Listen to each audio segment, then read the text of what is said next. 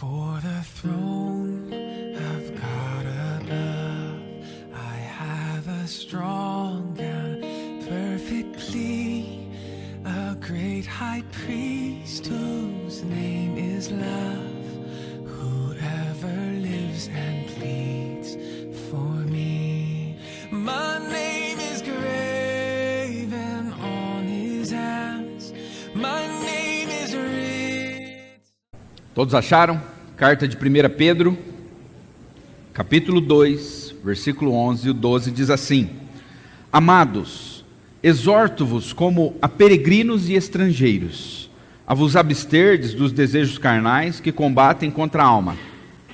Seja correto o vosso procedimento entre os gentios, para que naquilo que falam mal de vós, como se fosseis praticantes do mal, ao observarem as vossas boas obras, glorifiquem a Deus no dia da visitação.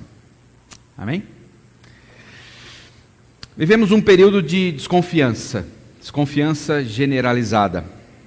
Nós não confiamos nos políticos, nós não confiamos na polícia, nós não confiamos no judiciário, nós não confiamos na imprensa, nós não confiamos na educação, nós não confiamos nos planos de saúde. Alguns não confiam na esposa, outros não confiam no marido, alguns não confiam nos filhos, alguns não confiam no empregado, outros não confiam no patrão, outros não confiam no vendedor. Essa semana eu e o Júnior, a gente foi ao mercado, Pão de Açúcar, e na entrada tinha duas moças, bem vestidas, bem arrumadas, e elas nos abordaram. Falaram: olha, nós temos um brinde para você. Aí mostrou um estojo assim, com algumas coisas para homens ali. E nós paramos, né? Ela falou: olha, nós fazemos parte de uma editora, tal, né? E vocês usam que tipo de cartão? Eu falei: eu uso Visa. Ela falou: ah, então, vocês, não sei se vocês viram Fantástico Domingo, mas vocês ganharam um brinde. O Júnior, mais esperto que eu: quanto que eu tenho que pagar? Ele já perguntou assim: não tem que pagar nada. Não, ele falou: quanto que eu tenho que pagar? Ele falou: olha, é o seguinte, vocês escolhem 3 revistas, vocês vão receber 7 revistas por mês, vocês vão pagar só o Sedex. Quanto que é o Sedex? R$ 59,90 por mês.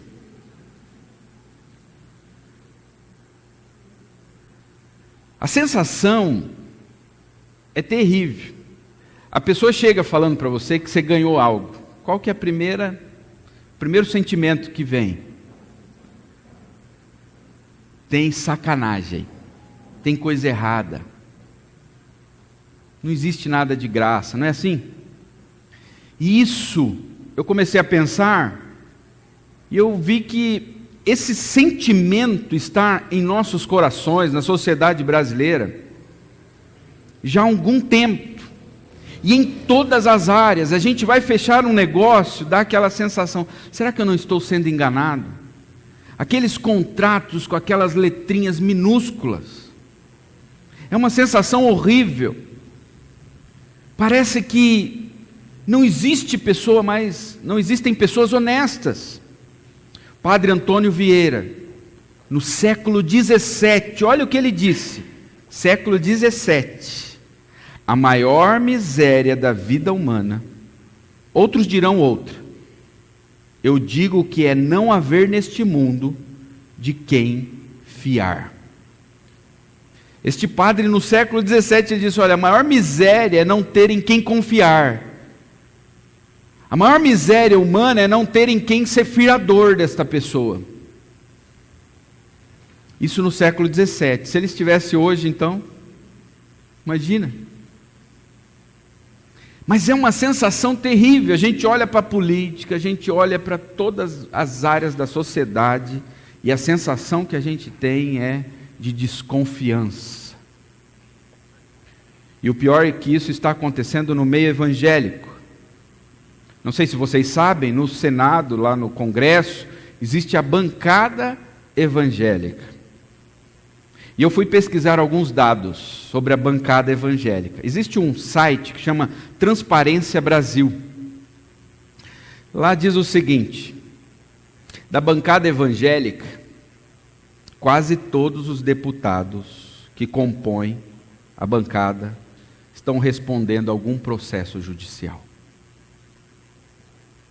Em torno de 95% dos deputados que se dizem evangélicos, alguns levam ainda o título de pastor. 95% da bancada evangélica estão entre os mais faltosos. 87% da referida bancada evangélica estão entre os mais inexpressivos. Sabe o que isso quer dizer? Eles ficam lá o mandato todo e não criam nenhum projeto de lei. Inexpressivo, não fazem nada. 87%. E na última década, nos últimos 10 anos, não houve um projeto de expressão capaz de mudar a realidade do país, encabeçado por um parlamentar evangélico. Não teve nenhum projeto nos últimos 10 anos.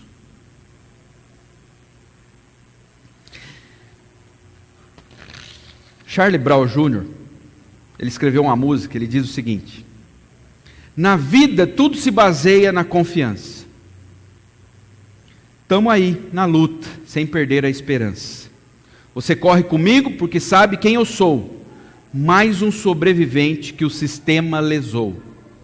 Eles falam em crescimento e não fortalecem o povo. Enganaram você e ainda vão fazer de novo. Vão fazer de novo. É assim que a sociedade vê, é assim que a sociedade enxerga os políticos do nosso país, é assim que os evangélicos estão sendo vistos. As pessoas estão desconfiadas das instituições religiosas. As pessoas não confiam mais nos padres, nos pastores. Nós estamos vivendo um período de desconfiança generalizada. E é num período como esse que nós somos convocados como igreja a sermos exemplos de honestidade, de termos um comportamento moralmente bíblico.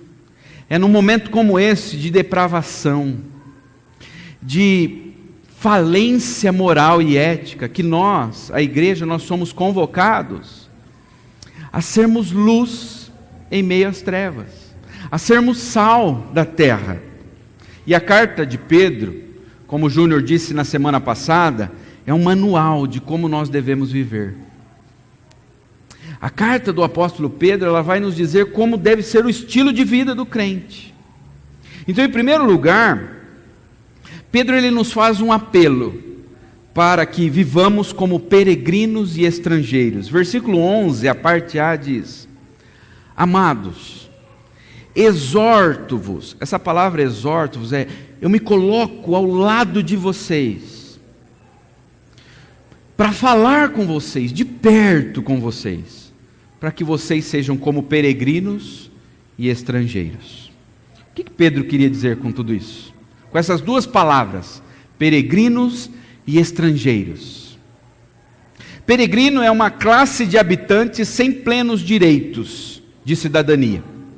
Eles não têm direito de cidadania, eles vivem num determinado país, mas não têm cidadania. Eles residem sem pátria, sem cidadania local. Eles são estranhos àquele lugar. Então, a Bíblia diz que nós temos que ser assim. Nós temos que ser diferentes. E ele usa uma outra palavra, estrangeiro, que significa forasteiro, um visitante. Pessoas que estão num lugar por certo tempo, mas que não fixam residência naquele lugar. Estão apenas de passagem. Pedro está dizendo: olha, o mundo está corrompido. E nos dias que Pedro escreveu essa carta, eram dias parecidos com os nossos dias. Então, ela é muito útil para nós essa carta. Ela tem muito a ver com a nossa realidade. Num momento como esse, de corrupção, de desconfiança, onde as pessoas perderam o crédito, Pedro diz: vivam como peregrinos, como pessoas que não têm residência fixa, que não têm cidadania neste mundo, que estão aqui apenas de passagem, que são forasteiros. A sociedade tem que perceber que nós estamos aqui, mas que nós não somos daqui. É isso que Pedro está dizendo. Nós estamos neste mundo, mas não somos do mundo. Filipenses 3:20 diz: a nossa cidadania, porém, está nos céus. É isso que a sociedade tem que ver em nós. Nós não somos daqui. Nós somos celestianos. Nós não pertencemos a este mundo. Nós somos forasteiros. Eles têm que ver, esse povo é diferente. Eles não são daqui, né? Você viu como que eles agem diferente? Eles não são como nós. Nossa cidadania, porém, está nos céus, de onde esperamos ansiosamente um Salvador, o Senhor Jesus Cristo. Então, o primeiro apelo de Pedro, e que serve para nós, e que fala a nós hoje, é que nós devemos viver como se não fôssemos deste mundo. As pessoas têm que olhar para nós e ver: este povo não é daqui. Eles não agem como nós agimos, eles não falam como nós falamos, eles não se vestem como nós nos vestimos, eles não se relacionam com seus cônjuges da maneira como nós nos relacionamos, eles não fazem compra como nós fazemos, eles não trabalham como nós trabalhamos, eles são diferentes. O segundo apelo de Pedro é para nos abstermos dos desejos de nossa carne. O versículo 11 diz: amados, exorto-vos como peregrinos e estrangeiros a vos absterdes dos desejos carnais que combatem contra a alma. Pedro não diz para nós nos isolarmos do mundo. Ele não diz: olha, peguem, vão para um lugar deserto, construam lá um monastério para vocês não se contaminarem com o mundo. Não é isso que ele diz. Ele diz para nós lutarmos contra a nossa carne, e não para nós nos afastarmos do mundo. Ele diz: se abstenham dos desejos da carne. Esses desejos, eles combatem, eles lutam contra a alma de vocês.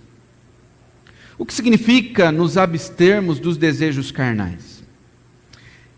A própria carta de Pedro vai nos dizer que desejos são estes. 1 Pedro 4,3 diz: no passado, quando vocês ainda não eram salvos, não tinham encontrado a Cristo, no passado, vocês já gastaram tempo suficiente fazendo o que agrada aos pagãos. Pagãos aqui é aqueles que não são cristãos. Naquele tempo, vocês viviam em libertinagem. Vocês caíam na gandaia. Vocês viviam na sensualidade, nas bebedeiras, orgias e farras e na idolatria repugnante. Então Pedro diz: olha, naquele tempo vocês viviam assim, agora vocês não podem me ver mais. Vocês não podem mais viver na libertinagem, na sensualidade, nas bebedeiras, nas orgias, nas farras, na idolatria. Nós poderíamos colocar aqui também esses desejos da carne como o orgulho, a inveja, a malícia, o ódio, maus pensamentos. Vocês têm que cuidar com isso. Pedro diz: olha, lutem, se abstenham desses desejos. Não deem lugar a esses desejos, porque esses desejos, eles vão vir e eles vão batalhar. Não vai ser brincadeira a vida de vocês. A vida cristã não é fácil. Pedro está dizendo: olha, esses desejos vão lutar contra a alma de vocês, e vocês devem se abster, resistir, não dar lugar a esses desejos. Como que nós podemos fazer isso? Nós temos que nos comprometer com a palavra de Deus. Nós temos que fazer um compromisso. de cuidar dos nossos olhos, dos nossos ouvidos, de onde nós colocamos nossos pés, de como gastamos nosso dinheiro. Uma vez uma pessoa me perguntou assim, aqui na porta, falou: pastor, isso pode fazer? Falou tal coisa lá, não vou falar o que é. Falei assim: olha, se depois de você fazer isso, você puder dobrar o seu joelho e dizer: pai, eu te louvo pela oportunidade que o Senhor me deu de fazer isso, então pode fazer. Vou dar um exemplo. Esses dias a gente foi com o Natan no parque de diversões. À noite a gente chegou, vai orar com ele antes de dormir. O que a gente fez? Pai, eu te agradeço, porque o Senhor nos deu a oportunidade de passar um momento de lazer com o nosso filho. Outro dia a gente foi ao cinema com eles e a gente assistiu um desenho bem bonitinho. E tinha uma mensagem bem interessante no desenho. E à noite nós fomos orar com eles, nós dissemos: pai, nós te louvamos, porque o Senhor nos deu essa oportunidade de passar um tempo com nossos filhos e poder ter um momento de lazer que não fez mal a nós, a nossa família. Vocês estão entendendo? É muito simples. Se depois de assistir uma novela você puder dobrar o seu joelho e dizer: pai, eu te louvo por esta novela, por este filme, por esta música, por esta companhia que eu tive com certos amigos. Se você puder fazer isso, se Deus for digno de ser louvado por isso, então isso é permissível. Isso é aceitável aos olhos de Deus. É simples, irmãos. Pergunte se essas atividades glorificarão a Deus. Se glorificarão a Deus, então pode ser feito. Pedro diz: se abstenham. Como nós fazemos isso? Nós temos que fazer uma aliança, um compromisso de não nos corrompermos. Em terceiro lugar, Pedro nos faz um apelo para termos uma vida correta diante da sociedade. Essa sociedade não cristã. Versículo 12, a parte A, ele diz: seja correto vosso procedimento entre os gentios. E aqui você pode traduzir: seja correto o vosso procedimento, a sua vida, entre aqueles que não são cristãos. Seja correto a sua vida, a maneira como você lida com suas contas. Seja correto no trabalho, em casa. Seja correto na hora que você estiver vendendo algo, não mentir. Seja correto na escola, quando você estiver na roda dos amigos. Seja correto o vosso procedimento. Em quarto lugar, Pedro fala do propósito de termos uma vida correta. Por que nós temos que ter um procedimento correto? Versículo 12, a parte B, ele diz: para que naquilo que falam mal de vós, como se fosseis praticantes do mal, ao observarem as vossas boas obras, ao observarem o estilo de vida de vocês, eles glorifiquem a Deus no dia da visitação. Por que nós temos que andar de forma correta, sermos honestos, termos um linguajar que reflete Cristo? Por quê? Para que quando as pessoas olharem para nós, e eles vão falar mal de nós, mas quando eles verem as nossas boas obras, quando eles verem o nosso estilo de vida, eles vão glorificar a Deus. No dia da visitação. Que dia é o dia da visitação? Os teólogos, eles acreditam em pelo menos duas interpretações aqui. No dia da visitação, os não cristãos vão glorificar a Deus pelo nosso estilo de vida. A primeira interpretação, que é possível, é no dia em que Jesus voltar. No dia em que Jesus voltar, eles vão ver: puxa vida, eles estavam certos. Tudo que eles falaram, eles viviam para esse Cristo, e eles viviam de acordo com o que eles criam sobre este Cristo, e agora Cristo veio. E eles vão falar: olha, realmente esse povo era diferente, eles viveram para Cristo. Essa é uma interpretação. A outra que eu acredito que seja mais viável.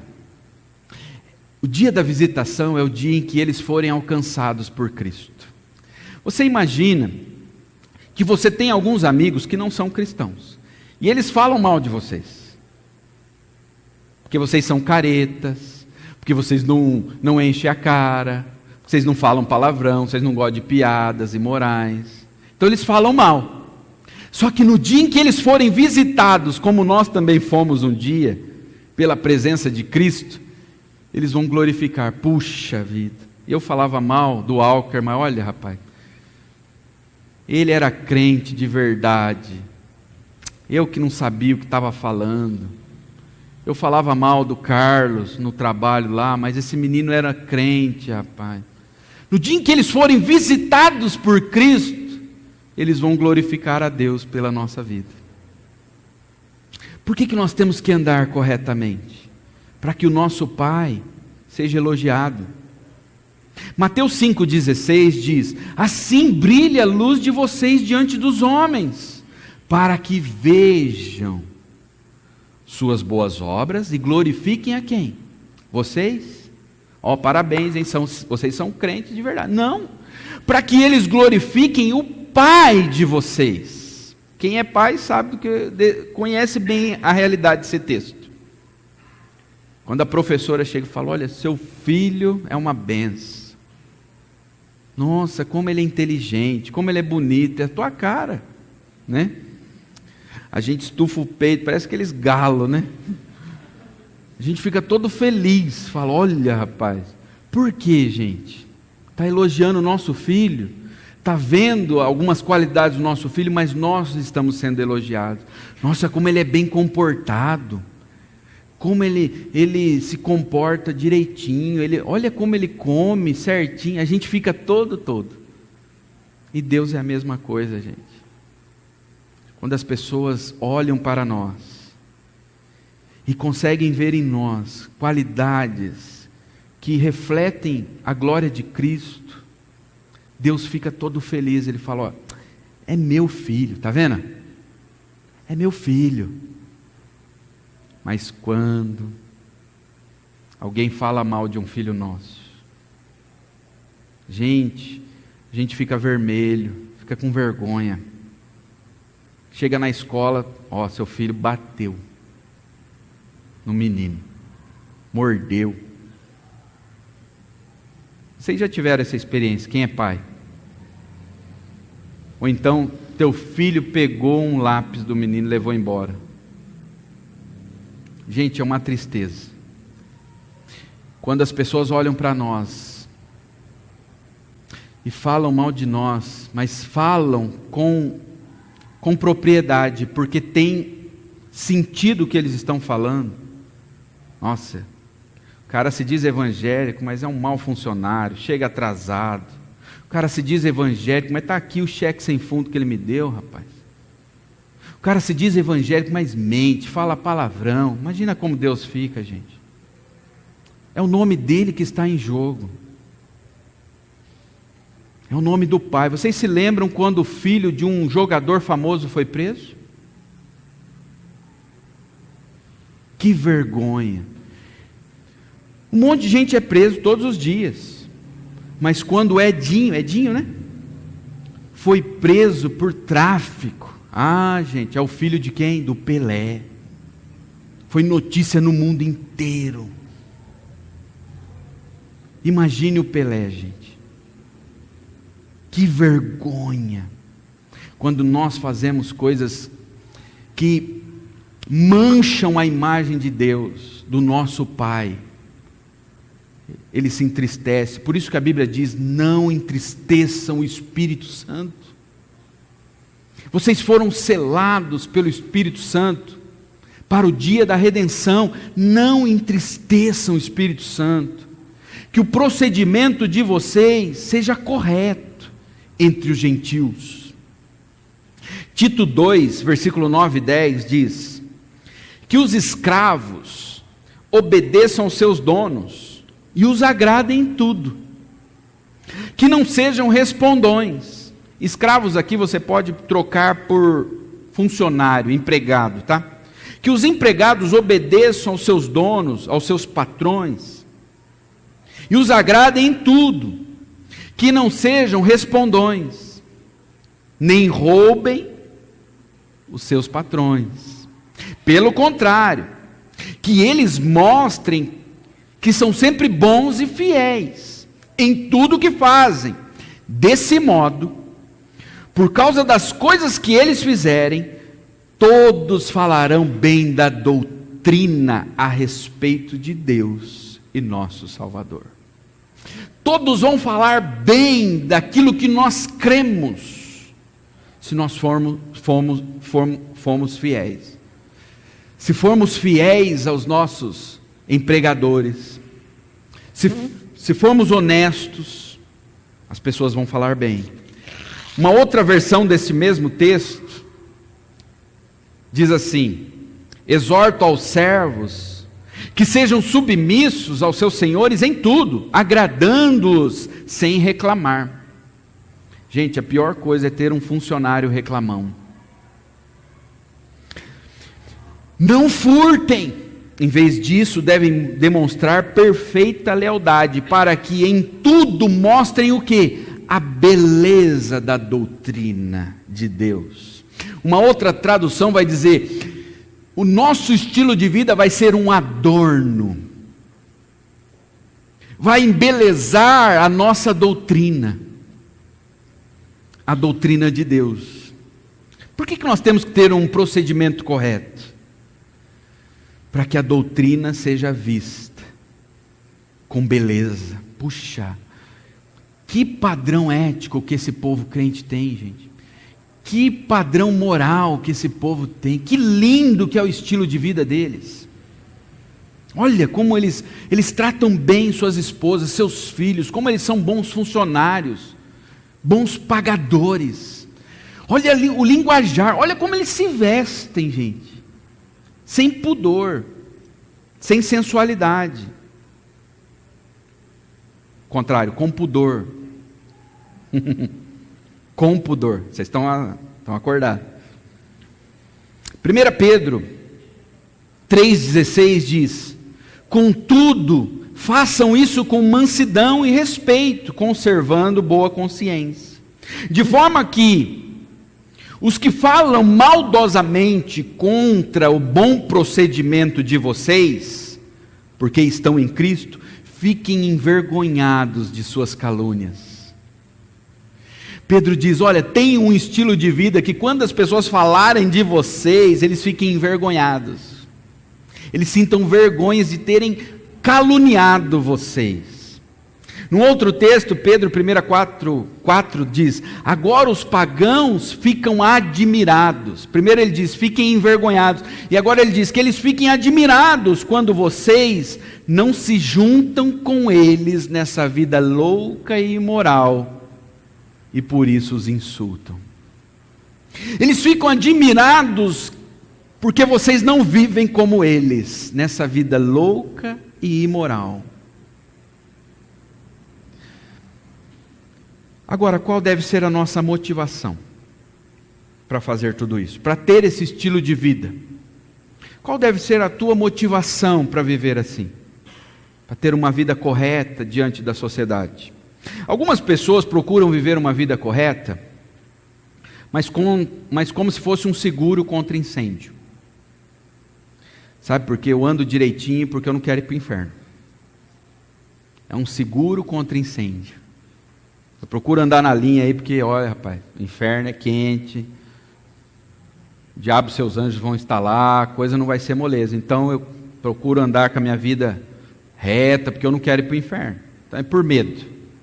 Alguns como uma moeda de troca. Eu procuro andar corretamente porque eu quero que Deus me abençoe. Eu quero que Deus me dê uma esposa, um marido. Eu quero que Deus me dê um emprego melhor, uma casa própria. Então eu uso o meu estilo de vida como uma moeda de troca. Alguns como uma autopromoção. É como se fosse um marketing pessoal. Olha, hoje é bonito ser evangélico. É status. Ainda mais se você é honesto. As pessoas vão falar bem de você. Então eu procuro ter uma vida correta, porque isso aí faz parte do meu ego, é a minha idolatria. Eu gosto de que as pessoas falem bem do meu caráter. Eu encho a boca para dizer, olha, eu pago minhas contas em dia, eu sou um bom funcionário, eu nunca chego atrasado, eu não falto nem quando eu estou doente. Já viu pessoas assim? Às vezes é ego, é idolatria. Tem pessoas que enchem o peito para dizer, olha, porque a moral delas é a sua idolatria. Qual deve ser então a nossa motivação? A nossa motivação não pode ser medo do inferno, não pode ser uma moeda de troca, e nem um marketing pessoal, uma autopromoção. Qual deve ser a nossa motivação? 1 Pedro 2,9, a parte A. Vocês, porém, são geração eleita, sacerdócio real, nação santa, povo exclusivo de Deus. Nós devemos ter uma vida correta diante da sociedade por causa daquilo que nós somos. Nós somos uma geração eleita, significa que nós fomos escolhidos antes da fundação do mundo. Significa que Deus te escolheu não porque Ele viu algo de bom em você, mas porque Ele é misericordioso. Ele te amou antes da fundação do mundo. Nós temos que ter uma vida correta porque nós somos sacerdócio real. Sacerdócio real é a ideia de sacerdote mesmo do Antigo Testamento. Os sacerdotes eram os únicos que tinham acesso à presença de Deus, ao Santo dos Santos. Nós temos que ter uma vida correta porque Deus fez de nós sacerdotes reais. Nós temos livre acesso à presença do Rei. Nós temos que ter uma vida correta porque nós somos nação santa. A palavra santo significa separado, significa que fomos separados para servir a Deus. E Pedro diz, nós somos povo exclusivo. Sabe o que é povo exclusivo? Povo exclusivo significa que nós fomos comprados. Nós pertencemos a Cristo. Por isso nós temos que ter uma vida correta diante da sociedade. Porque nós somos uma geração eleita, nós somos sacerdotes reais, nós somos nação santa, e nós somos povo exclusivo de Deus. 1 Pedro 1,18 e 19 diz, pois vocês sabem que não foi por meio de coisas perecíveis como prata ou ouro que vocês foram redimidos, da sua maneira vazia de viver, que lhes foi transmitida por seus antepassados. Vocês não foram redimidos, vocês não foram comprados por prata ou ouro, mas vocês foram comprados, Pedro diz, pelo precioso sangue de Cristo. Vocês foram comprados pelo precioso sangue de Cristo como um cordeiro sem mancha e sem defeito. Por que nós temos que ter um estilo de vida correto diante da sociedade? Porque nós fomos comprados. E nós não fomos comprados com prata ou ouro, mas nós fomos comprados com o sangue de Cristo. Você foi comprado com o sangue de Cristo. Você tem ideia do que é isso? Da dimensão do que é isso? 1 Pedro 2,10 diz, antes vocês nem sequer eram povo. Vocês nem eram povo, mas agora são povo de Deus. Não haviam recebido misericórdia, mas agora a receberam. Por que nós temos que ter um estilo de vida correto entre os gentios, entre esta sociedade não cristã? Porque nós recebemos misericórdia. Deus teve misericórdia de nós.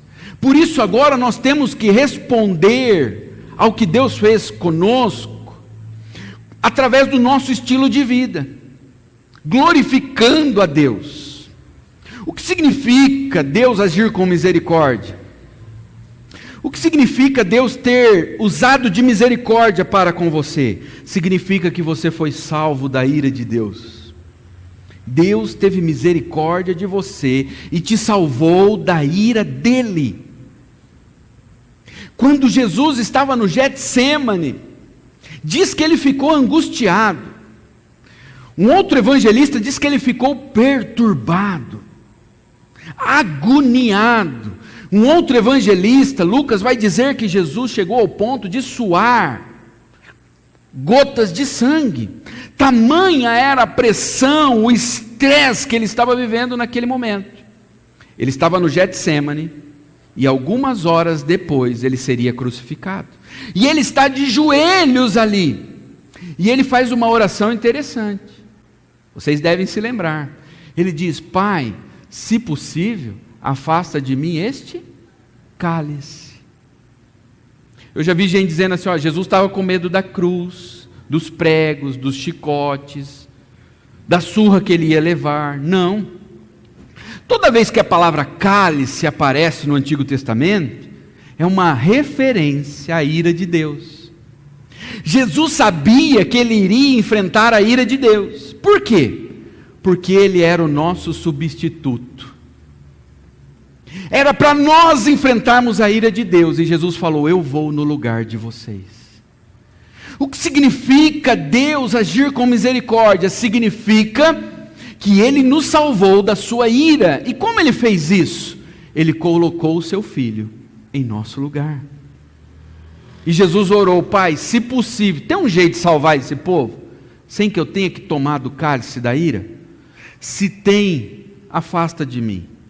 Mas nós sabemos que Deus não afastou ele, porque não havia outro meio de sermos salvos.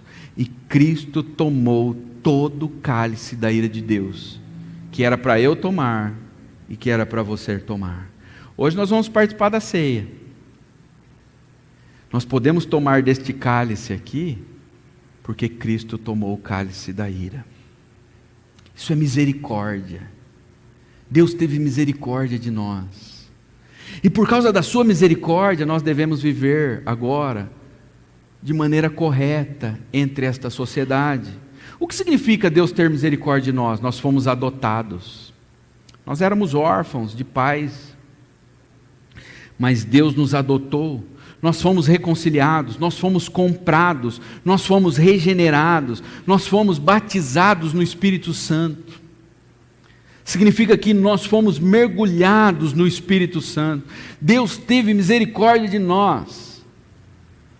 Nós éramos pecadores terríveis, mas Deus teve misericórdia de nós. E agora, o que Ele pede para nós? Vivam como peregrinos, vivam como estrangeiros, que a sociedade olhe para vocês e veja que existe algo diferente em vocês. Que a sociedade olhe e veja: olha, eles não são daqui, eles não são como nós. Nós somos imorais, nós somos libertinos, mas eles não são daqui, eles são peregrinos. O que Deus pede para nós? Renunciem os desejos da carne, lutem contra esses desejos. Por quê? De medo de ir para o inferno? Para usar como moeda de troca? Não, lutem contra os desejos da carne, porque você foi comprado com o sangue de Cristo. Deus teve misericórdia de você. Tenha uma vida correta diante da sociedade. Tito 2,14 diz: Ele se entregou por nós, Cristo, a fim de nos remir de toda maldade, purificar para si mesmo um povo particularmente seu, dedicado à prática das boas obras. Ele se entregou por nós, a fim de nos remir, de nos comprar. Comprar do quê? De toda a maldade. E nos purificar. Cristo não morreu em vão. Cristo não morreu para nós vivermos de qualquer jeito. Ele nos morreu para nos comprar e nos purificar.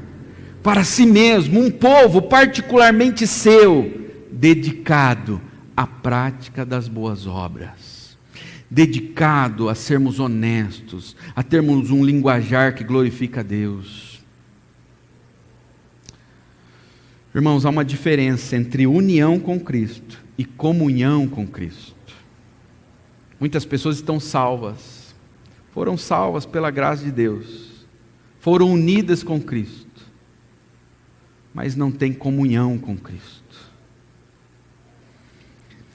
Uma pessoa pode estar casada, mas não ter comunhão com a esposa. Um casamento, ele significa uma união, Uma pessoa casada, ela não se torna mais casada. Não tem como alguém que é casado se tornar mais casado. Alguém casado é casado. E não tem como ser menos casado também. Mas há como ter comunhão maior ou menor.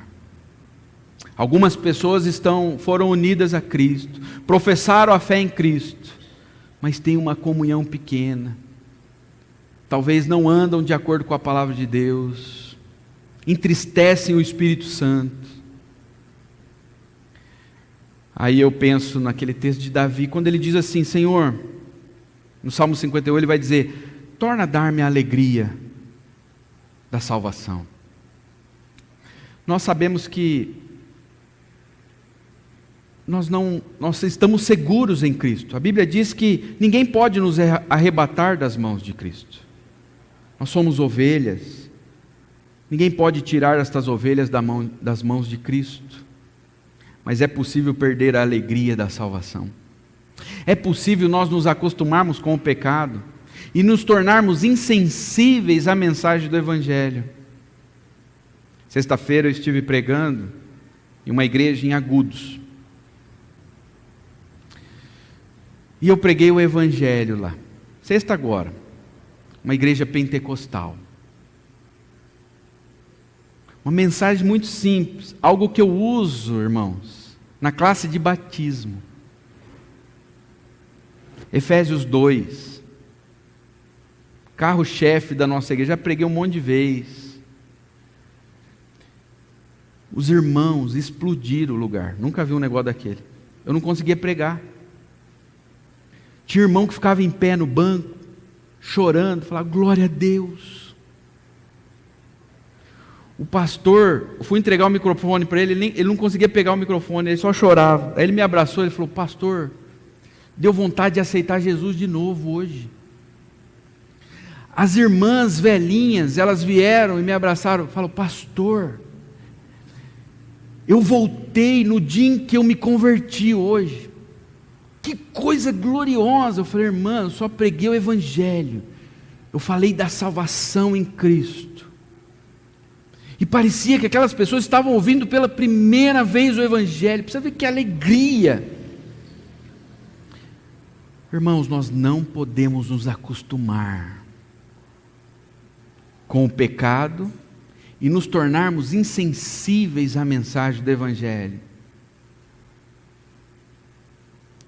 Às vezes aqueles que recebem muito não dão valor. Que isso não aconteça com você. Que você possa vibrar com aquilo que Cristo fez por você na cruz. E se você perdeu a alegria da salvação, ore nesta noite e fala: Senhor, torna a dar-me a alegria, que eu possa novamente me sensibilizar diante do que Cristo fez por mim. Que eu possa me alegrar com a mensagem da cruz. Conta-se que 2 jovens morávios, isso há mais de 100 anos, eles souberam que numa ilha, lá na Índia, no leste da Índia, havia um homem, ele era ateu, e ele tinha 3.000 escravos. E esses 2 jovens queriam ir lá, na Índia, para pregar o Evangelho para aqueles escravos. E eles pediram para o dono dos escravos. E aquele homem disse: aqui não entra missionário, coisa nenhuma não, rapaz. Negócio de Bíblia aqui não, nem pensar. Ele tinha uma plantação de cana lá na Índia. Aí aqueles jovens falaram assim: e se nós formos como escravos? Falaram: então você pode, só que não tem volta. E eles foram. E eles foram pegar o navio, e toda a comunidade daquela igreja foi para o porto, lugar onde o navio ia partir. E toda aquela igreja estava chorando, porque eles sabiam que nunca mais eles veriam aqueles 2 jovens. Nunca mais. E eles estavam no navio, e toda a igreja deles chorando, e eles acenando. E um deles gritou assim: que através de nossas vidas, o cordeiro que foi imolado receba a recompensa pelo seu sacrifício. Será que nós podemos dizer, como esses jovens, que através de nossa vida, nosso estilo de vida, Cristo seja glorificado, seja recompensado pelo que Ele passou na cruz? Será que você pode dizer isso essa noite? Que através do meu estilo de vida, Cristo seja exaltado, Cristo seja recompensado pelo que Ele fez na cruz. Lembrem-se, irmãos, vocês são filhos do Rei. Vocês são filhos do Rei dos Reis. Então mantenham-se limpos deste mundo. Sabe por quê? Sabe essas mãos que vocês têm hoje? Um dia elas vão tocar no rosto de Jesus. Então não permita que essas mãos toquem em coisas imundas hoje. Mantenham-se limpos. Sabe esses olhos que vocês têm hoje? Um dia estes olhos olharão para a face de Cristo. Então não permita que estes olhos vejam coisas imundas. Sabe o ouvido de vocês? Um dia estes ouvidos que vocês têm ouvirão a voz de Cristo dizendo: vinde, benditos de meu Pai, para o reino que está preparado para vocês antes da fundação do mundo. Então não permita que estes ouvidos que um dia ouvirão a voz de Cristo, ouça coisas imorais. Sabe a boca de vocês? Um dia a sua boca vai poder beijar a face de Cristo. Então não permita que da sua boca saia palavras imorais, piadas indecentes, mentiras, porque com esta boca é que você vai glorificar a Cristo por toda a eternidade. Mantenham-se limpos. Sabe por quê? Porque os pés de vocês andarão em ruas de ouro. Então não permita que os teus pés andem por lugares imorais, lamacentos. Mantenham-se limpos, sabe por quê? Porque o coração de vocês em breve será enchido pelas coisas celestiais. Este coração vai transbordar de regozijo, vai se encher de orgulho e felicidade. Então não permita que o coração de vocês se encha de maldade, de maus pensamentos. A sociedade nossa está desconfiada de tudo e de todos, mas que ao olharem para nós, que ao olhar para você, essa sociedade possa ver Cristo em você, o brilho de Cristo em você. Que nós, povo de Deus, sejamos sinônimos de honestidade e decência. E quando eles perguntarem para nós: por que vocês são assim? Por que vocês são diferentes? Por que vocês são tão honestos? Por que vocês cuidam tanto do linguajar de vocês? Nós vamos poder dizer para eles: nós não pertencemos a nós mesmos. Nós fomos comprados com o sangue de Cristo Jesus. Por isso que nós somos assim. Porque Cristo derramou o seu sangue por nós. E agora nós não podemos viver de qualquer jeito. O nosso estilo de vida agora é para aquele que morreu por nós. Nós queremos que Ele seja glorificado através da nossa vida. Vamos orar. Before the throne of God above, I have a strong and perfect plea, a great high priest whose name is love, whoever lives and